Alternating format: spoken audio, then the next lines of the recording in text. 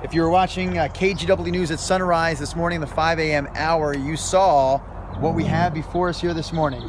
The Oregon Zoo giraffes, known as Desi up front, Bakari behind Desi, Laura Weiner, the lead Africa keeper here at the Oregon Zoo, with us as well. And we're here with the giraffes on this Tuesday, the 21st of June, because it is World Giraffe Day. We mentioned, Laura, during the show this morning on KGW News at sunrise that giraffes are not often mentioned when we discuss endangered species, but they should be mentioned because the numbers are really staggering in terms of where we had giraffes 20 years ago and how many we have on the planet now. I'd ask you to explain that a little bit further. Absolutely, yeah. So giraffes, like a lot of other animals, are going through kind of almost a silent extinction, as people are saying. They're losing a lot of their habitat in the wild, and their numbers are drastically reduced compared to even what they were 20 years ago.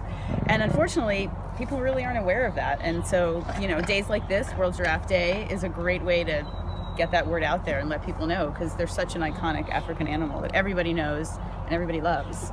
These are two males, Desi, Bakari, both male giraffes. So obviously having them here together at the zoo is not going to expand the population unless there's something about giraffes I don't know. Right.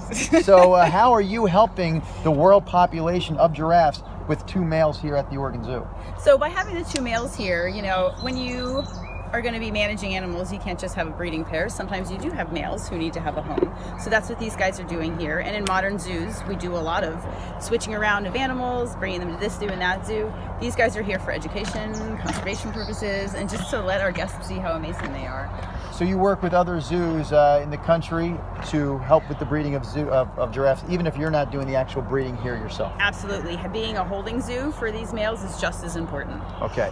These are reticulated giraffes. Yes. Something we noticed when we're this close to them, they have what I was calling them horns. That wasn't the proper term. Tell me what are those two things on the top of their head? I guess there's really three. There are, yeah. So those are called ossicones. And so they're actually made of bone, not horn, like most true horns.